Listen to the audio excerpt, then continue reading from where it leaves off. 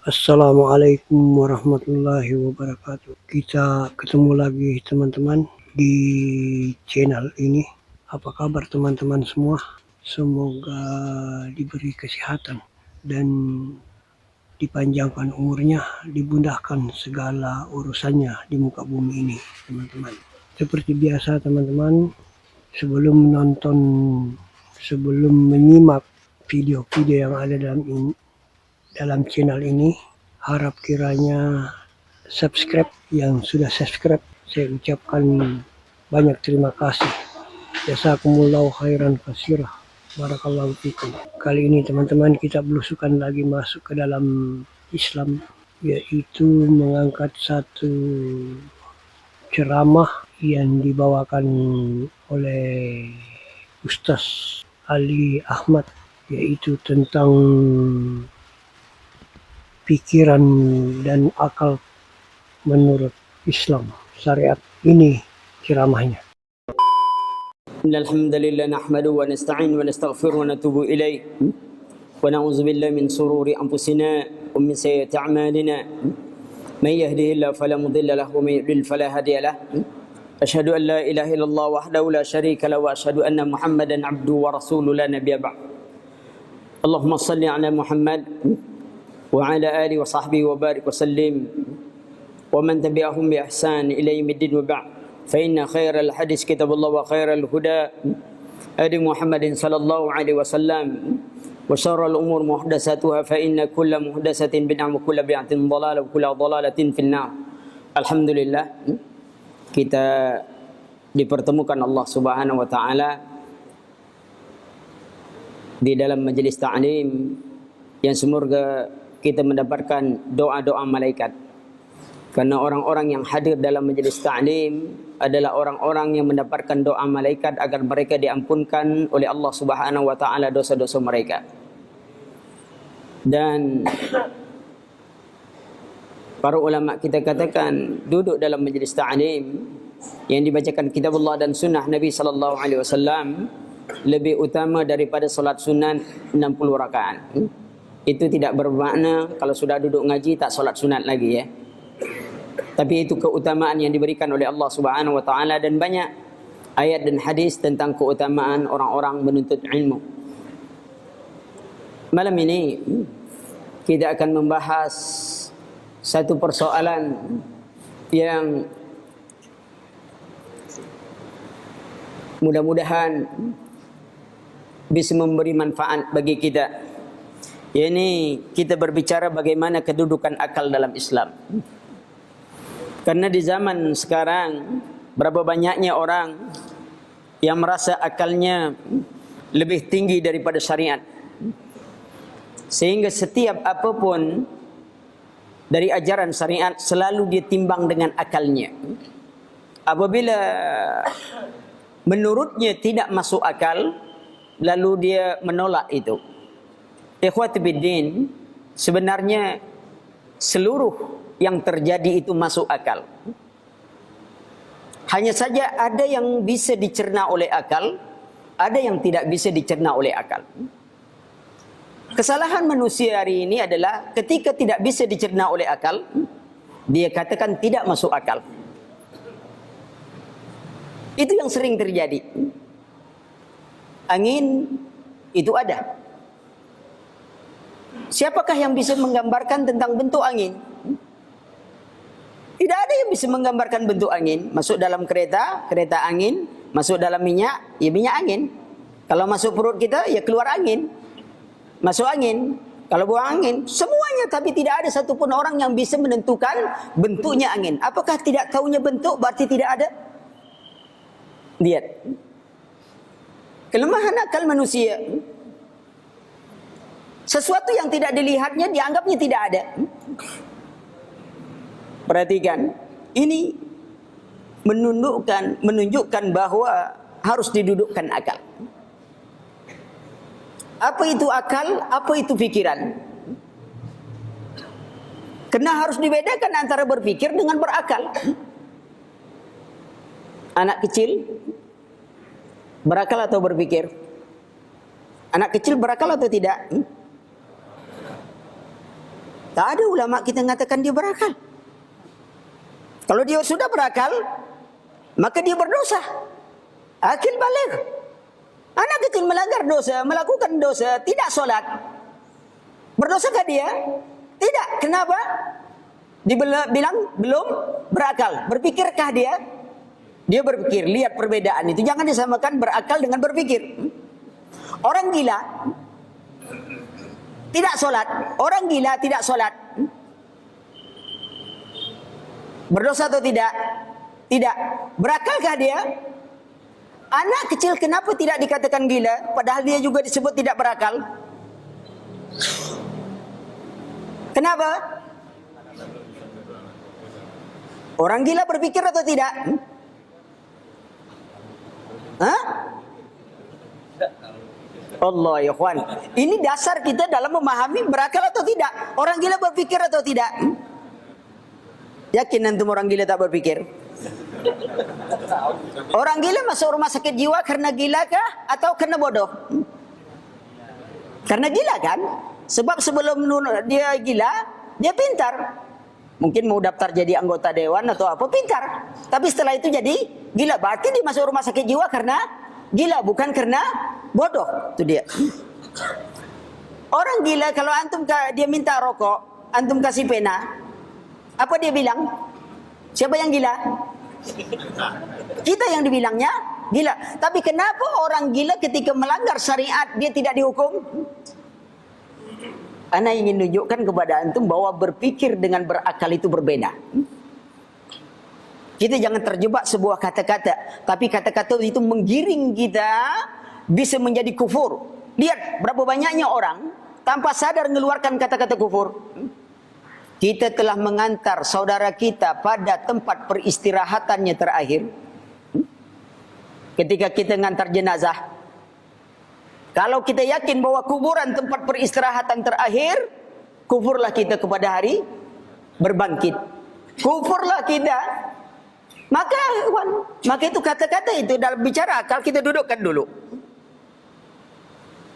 Kita ini berakal atau berpikir?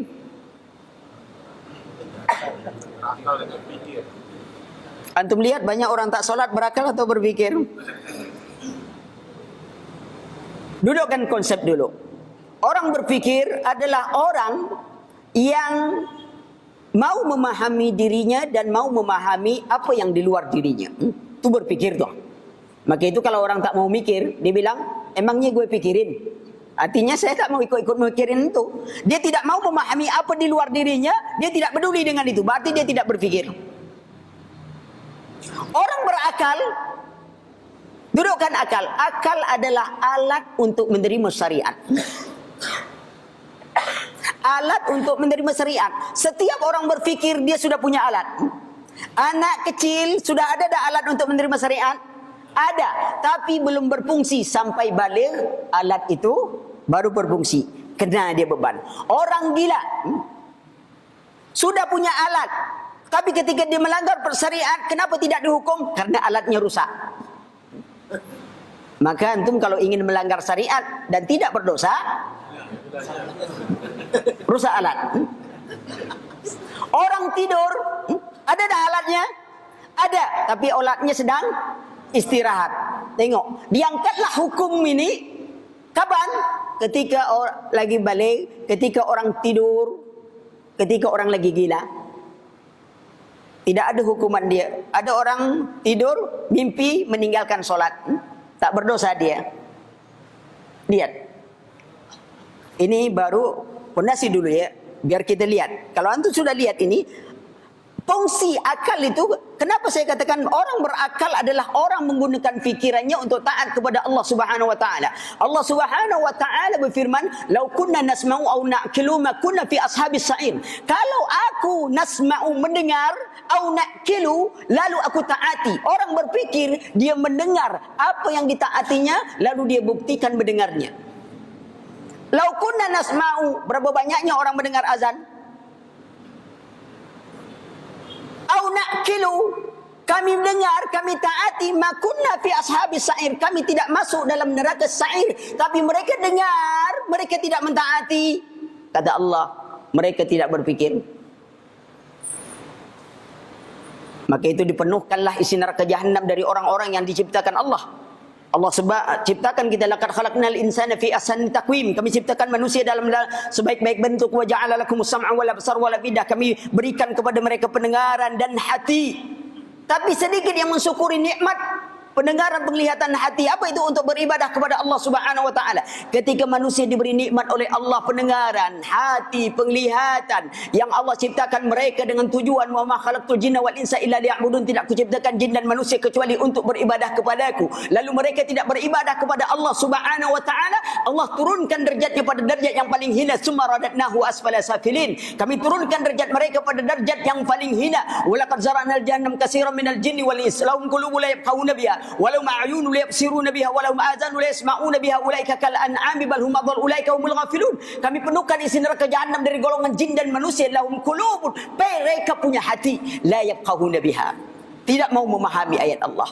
Mereka punya pendengaran, tidak mendengarkan ayat Allah. Mereka punya penglihatan, tidak melihat keagungan dan kebesaran Allah Subhanahu wa taala. Ulaika kal an'am, mereka seperti binatang, bahkan mereka lebih hina dari seekor binatang. Ikhwan, Abdullah Mubarak mengibaratkan ketaatan, kepatuhan kita pada Allah, ya, kesetiaan kita pada Allah itu kadang-kadang dikalahkan kesetiaan seekor anjing pada tuannya.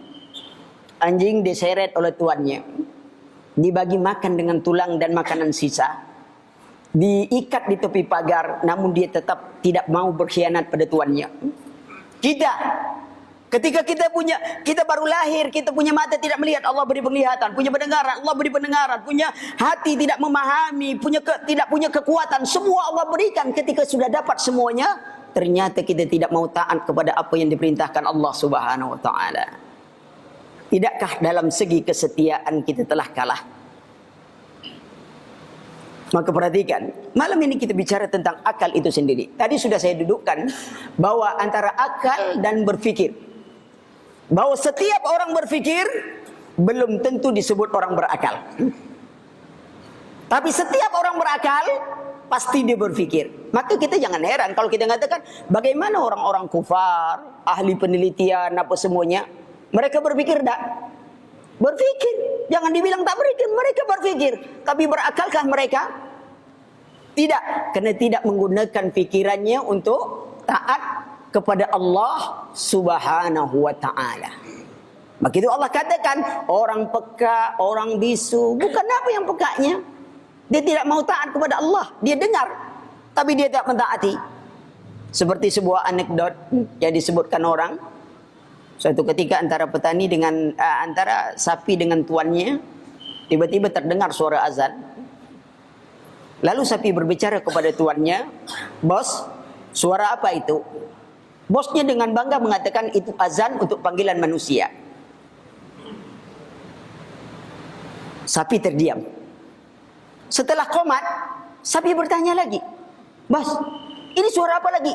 "Itu panggilan untuk orang beriman segera untuk sholat." Sapi terdiam kembali. Setelah berjalan waktu, sore hari mereka pulang berdua. Lalu sapi berkata kepada bosnya, "Bos, kelihatan hari ini kita sama." Sama apa? Sama-sama tidak menjawab panggilan tadi. Lalu bosnya yang terdiam. Dia mendengar juga, tapi tidak ada responnya.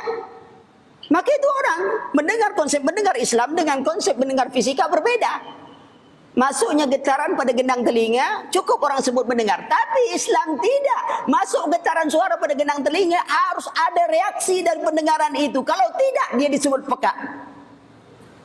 Coba kita panggil anak kita, "Nak, tolong belikan kopi Bapak." "Nanti Pak." Masih main juga tuh. Panggilan kedua, mungkin sayang kita panggil, tapi sayang marah. "Sayang, tolong belikan kopi Bapak." "Nanti Pak." Masih main. Kira-kira panggilan ketiga apa? Peka. Karena tidak ada reaksinya. Maka Allah katakan summun bukmun yumfahum la ya'kilun. Mereka peka, bisu, tuli, dia la ya'kilun, tidak berakal. Apa? Tidak mengikuti itu. Ini dudukkan dulu supaya kita bisa tahu posisi kita sekarang berakal atau berpikir. Insya Allah yang di dalam ini berakal semua. InsyaAllah kita jadi orang berakal. Alhamdulillah, mulia orang Islam, dia berakal. Ya, karena membedakan antara kita dengan binatang itu ilmu dan keimanan. Amalan itu Allah ciptakan kita walaupun baik bentuk kita, tetapi ada yang membedakan kita. Maka itu disebutkan oleh Rasulullah, innallaha la yanzuru ila ajsamikum wala ila suwarikum walakin yanzuru ila qulubikum wa a'malikum. Allah tidak lihat bentuk kalian. Gagah kita tak dilihat. Coba lihat burung walet. Air liurnya berapa harganya? 20 juta 1 kilo. Air liur kita masuk sini ada orang mau beli? Tak ada kan orang beli? Tak ada harga kita. Coba antum bandingkan kopi luwak dengan kopi awak, kata orang Padang. Kopi awak tu kopi yang kita telan lalu kita keluarkan. Dibanding dengan kopi luwak, harga yang mana yang dinilai orang? Tak ada nilai kita, akhi, kecuali iman itu dan amalan kita. Tak ada harga kita. Kita bekerja bertahun-tahun dengan toke besar, tapi toke tak pernah buatkan kita rumah. Burung walet baru saja lewat, besok rumahnya sudah jadi. Allah. Lalu kita mau mengandalkan apa lagi di hadapan Allah? Tidak ada kecuali iman kita. Malam ini kita baru berbicara tentang akal. Baik. Tadi hubungan akal. Nah, Islam adalah agama yang sempurna. Islam sangat melarang umatnya merusak akalnya. Karena itu Islam sangat mengagungkan akal. Nah, bagaimana pemanfaatan akal? Bagaimana Islam memandang akal itu? Ya, bagaimana akal itu harus dimanfaatkan? Pertama, Al-Quran mengarahkan manusia untuk memikirkan dan menerima syariat. Allah Subhanahu wa taala katakan, walakum fil qisasi hayatun ya ulil albab la'allakum tattaqun. Dan dalam kisos itu ya, ada jaminan kelangsungan hidup bagimu wahai orang-orang yang berakal supaya kamu bertakwa. Dalam kisos hukum apa? Allah katakan ada kehidupan. Coba pikirkan, biasanya orang kalau membunuh lalu dihukum biasa saja, dia keluar jadi pembunuh lagi dia. Tapi kalau orang sudah membunuh lalu dia dihukum lagi bunuh, bagaimana dia mau membunuh lagi? Dia sudah mati. Lihat keadaan. Dalam kisah itu ada kehidupan. Kalau kalian berpikir ya ulil albab. Lalu Allah katakan, iya. Di ayat lain Allah katakan, seperti memikirkan tentang ayat-ayat Allah Subhanahu wa taala. Seperti umpamanya Allah katakan, ya ayyuhallazina amanu idza nudiya lis-shalah min yaumil jum'ah. Wahai orang-orang yang beriman, apabila diseru kepadamu untuk menunaikan salat pada hari Jumat, maka bersegeralah kalian. Bersegera kalian menuju, kita disuruh. Kenapa Allah suruh bersegera kita? Lihat solat. Allah katakan wasta'inu bis sabri was salat. Minta tolong kepada Allah dengan sabar dan solat. Sabar amalan hati, solat amalan jawarih, jasmani kita. Minta tolong kepada Allah dengan beribadah kepada Allah. Karena kalau kita sudah beribadah pada Allah, Allah cinta pada kita. Kalau Allah cinta pada kita, Allah akan menolong kita. Kalau kita hanya minta pada Allah, Allah beri permintaan kita, tapi Allah tidak cinta pada kita. Iblis minta tak pada Allah? Ketika Allah Subhanahu wa taala mengatakan wa isqala rabbuka lil malaikati isjudu li adam fasajadu illa iblis. Ingatlah ketika kami perintahkan seluruh malaikat untuk sujud, seluruh malaikat sujud kecuali iblis. Apa sebab iblis ingkar? Disebutkan Allah Subhanahu wa taala dalam surah Al-A'raf ayat 12. Allah Subhanahu wa taala katakan, qala ma mana'aka alla tasjuda is amartu. Apa yang menghalangi engkau untuk sujud ketika aku perintahkan engkau untuk sujud? Apa kata iblis? Qala ana khairu minhu khalaqtani min nar wa khalaqtahu min tin. Aku lebih baik daripada Adam, kau ciptakan aku dari api, Adam kau ciptakan dari tanah. Apa pelajaran jawaban iblis ini? Yang pertama sekali menentang syariat dengan akalnya iblis. Syariat Allah menyuruh dia sujud kepada Adam. Tapi iblis membantah syariat Allah dengan apa? Akalnya. Saya lebih baik daripada Adam. Engkau ciptakan aku dari api, Adam kau ciptakan dari tanah. Lihat, siapa yang pertama sekali menentang syariat dengan akal? Iblis. Tidak banyak muridnya sekarang. Semuanya dia ukurnya dengan akalnya. Bayangkan, azab kubur dia ingkari karena tidak masuk akal. Justru yang mengingkari azab kubur yang tak masuk akal. Dari mana sisi tak masuk akalnya? Coba tanya orang mengingkari azab kubur. Anda yakin tak Allah Maha Kuasa? Yakin? Menurut anda siapa yang azab dalam kubur? Allah memerintahkan untuk dia azab dalam kubur. Kalau anda yakin Allah Maha Kuasa, lalu anda mengingkari azab kubur, berarti anda mengingkari kekuasaan Allah. Itu yang tidak masuk akal. Karena azab kubur itu masuk akal, tapi tidak bisa dicerna oleh akal. Tapi adakah contoh untuk akal? Ada. Hanya kita tidak bisa permisalan. Contoh, kalau kita mau tidur, doa kita, doa tidur, apa dia? Bismika Allahumma ahya wa amut. Hidup, mati. Maknanya tidur adalah gambaran kematian. Coba kita perhatikan. Si A mimpi pulang kampung. Disambut dengan naik pesawat. Disambut dengan permaidani. Lalu turun dari pesawat. Disambut oleh orang-orang yang ia cintai. Disediakan makanan. Kira-kira bagaimana waktu dia tidur? Senyum atau tidak? Dia tidur dengan senyum. Si B tidur dekat si A juga. Mimpi pulang kampung, tapi pesawat penuh, akhirnya dia bergantung. Ya, sampai di sini dijatuhkan, masuk ke sungai. Sampai di sungai dikejar buaya, berenang ke tepi, naik ke kampung, masuk hutan, dikejar harimau, lari ke kampung, digebuk orang sekampung. Kira-kira bagaimana tidurnya? Hah?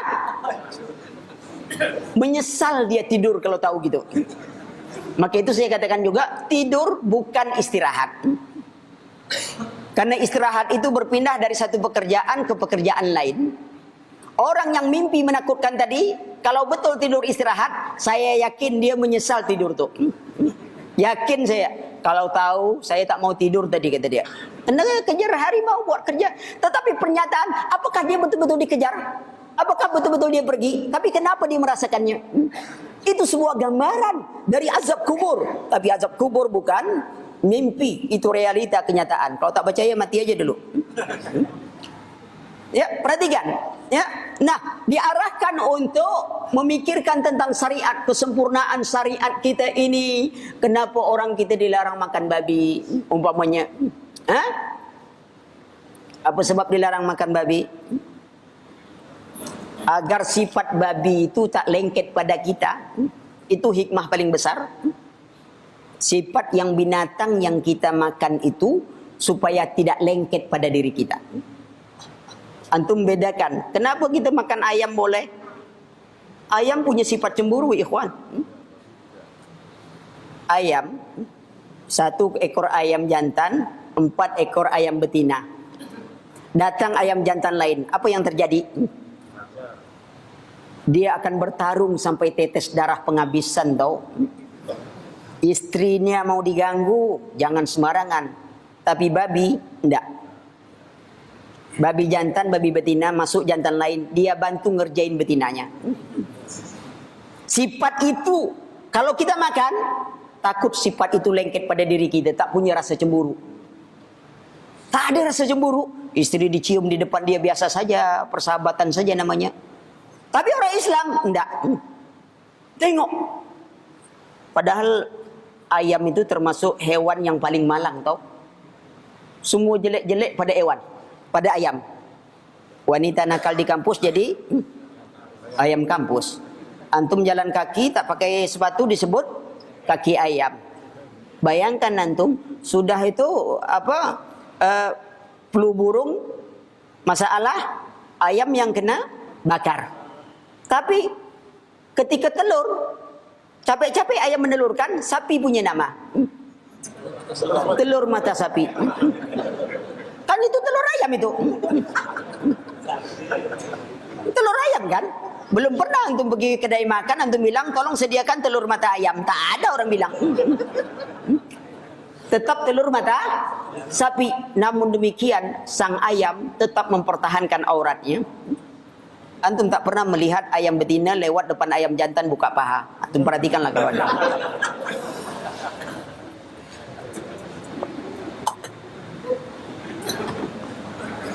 Pernah? Tak ada kan? Kalau mau lihat pahanya, langkahi dulu mayatnya, dipotong dulu, terserah antum. Wallah, dipertahankan dirinya sampai Allah, ikhwan. Menakjubkan sebenarnya. Keajaiban makhluk. Imam Ibn Qayyim punya satu kitab yang judulnya Ajaibul Makhluk, keajaiban makhluk. Sangat menarik sekali. Tapi kita tidak bicara tentang keajaiban makhluk. Perhatikan, kita pikirkan. Kedua, ya, kenapa diarahkan untuk memanfaatkan akal itu agar kita mengenal kelemahan kita. Kelemahan akal, ya, akal ini lemah.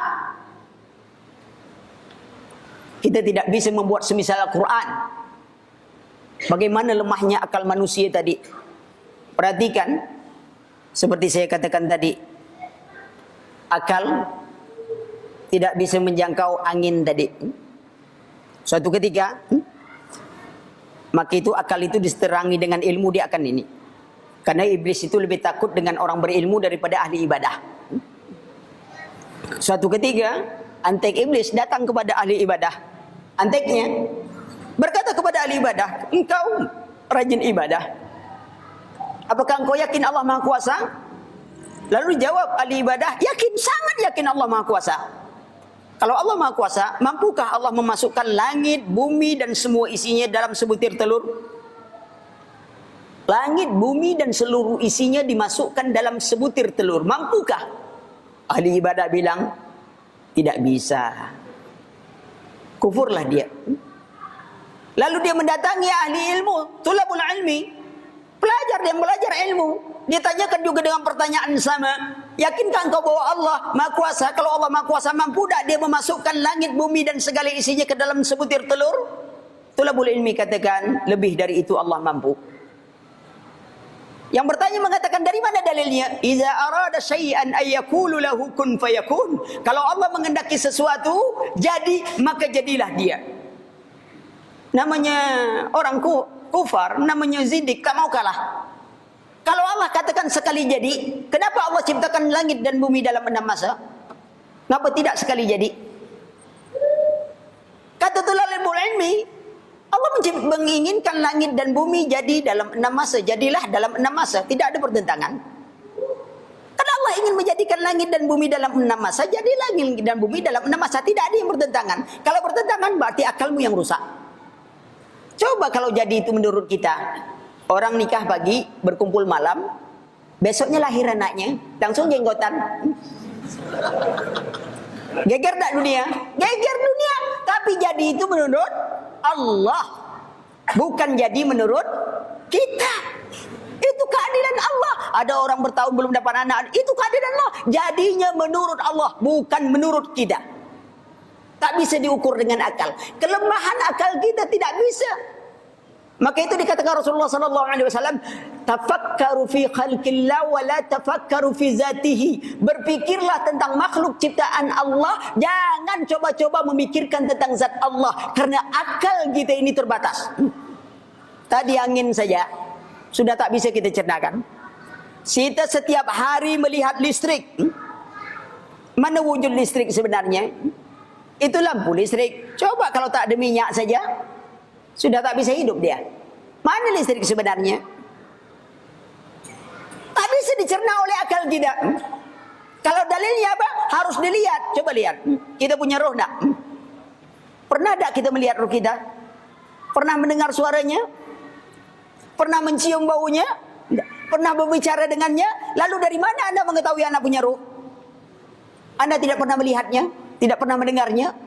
Tidak pernah berbicara dengannya, tidak pernah mencium baunya. Lalu dari mana Anda mengetahui Anda punya roh? Akal tak bisa mencerna. Perhatikan, maka kelemahan akal. Jadi ketika untuk manfaatkan akal, kita harus tahu bagaimana kelemahan akal agar kita tidak tidak melampaui batas akal itu. Islam tidak ada doktrin. Kalau dikatakan Rasulullah berpikir tentang makhluk Allah, itu bukan doktrin. Kalau doktrin itu ajarannya itu tak benar, tapi harus diterima sebagai sebuah kebenaran. Sedangkan disebutkan Rasulullah itu bukan doktrin. Apa itu? Batasan akal kita. Tak bisa akal kita mencerna, ikhwan. Sedangkan di dunia ini saja tidak bisa kita mencerna. Banyak perkara di dunia tidak bisa kita cerna. Dalam sebuah penelitian dikatakan bahwa telur ayam kalau mau menetas itu dalam cangkangnya itu anak ayam mau keluar itu ada semacam tanduk sehingga dia bisa memecahnya. Tapi begitu dilihat tak ada. Banyak penelitian tak bisa dipecahkan oleh orang. Akan tetapi dengan kita memahami syariat kedudukan kita bahwa akal kita itu sangat terbatas. Allah berikan kita akal bukan untuk mengotak-ngatik syariat. Allah beri kita akal untuk menerima syariat lalu berfikir bagaimana cara menjalankan syariat. Itu dia gunanya. Bukan ngotak-ngatik. Maka itu dunia pengetahuan dulu berkembang.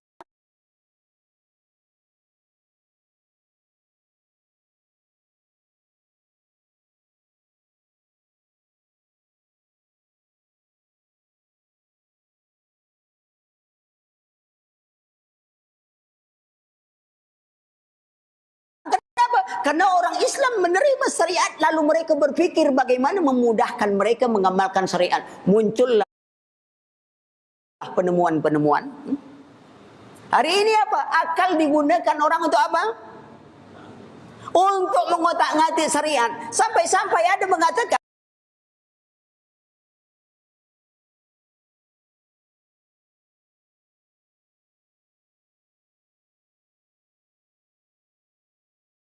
ini, ada yang mengatakan bahwasanya babi itu yang haram cuma dagingnya.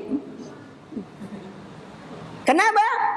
Karena dalam Quran disebutkan huriman alaikumul maitatu wa lahmul khinzir. Daging babi. Tengok bahasa Al-Quran.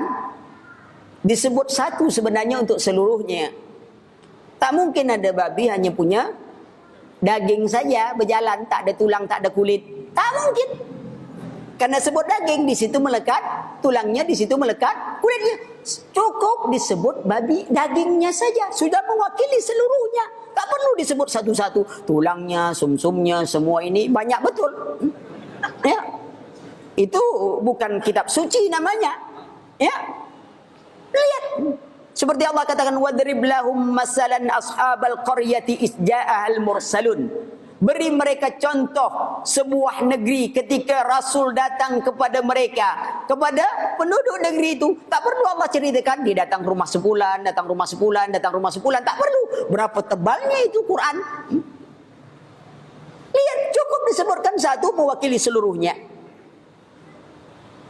Lihat, ini perlu dipahami. Keterbatasan akal. Akal kita sangat terbatas. Maka itu syariat kita membatasi. Karena akal yang diberikan Allah untuk menerima syariat. Naik haji.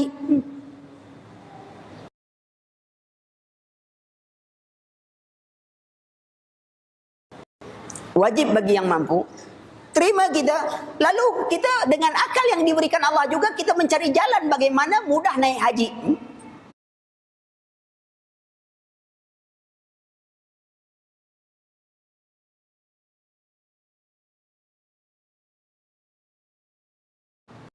Kita cari dana besar-besar, bisa naik dengan pesawat. Kita tak perlu mencari guru yang bisa solat 2 tempat. Tak perlu. Sebab kalau saya punya ilmu macam itu, saya buka travel, Pak. Saya pegang aja semuanya, langsung sampai ke Mekah. Iya, musim haji. Begitu mau pulang, pegang lagi, sampai lagi pulang ke Bali. Bayaran murah. Tapi tak ada orang punya ilmu macam itu. Kan enak kita pakai travel macam itu. Tak pakai paspor, tak pakai ini. Ya, sudah selesai ta'i tawaf semuanya pegang lagi. Sebab dia bisa sholat 2 tempat. Kan mudah aja. Tapi itu kan cerita. Dari mana sholat dua tempat? Orang kita sholat Jumat sini, sana baru jam 8. Sholat apa di sana? Orang beda 4 jam. Kalau beda dengan sini berapa jam? 6 jam? 5 jam? Sholat apa namanya? Maka itu khayal. Ya. Itu tadi teman-teman ceramah yang dibawakan oleh Ustaz Ali Ahmad Hafidahumullah. Semoga kita mendapat pencerahan dan yang berjalan di atas sunnah semoga istiqomah dan teman-teman semua diberi hidayah. Jangan lupa like, komen, dan share. Jazakumullahu khairan katsirah. Barakallahu fikum. Assalamualaikum warahmatullahi wabarakatuh.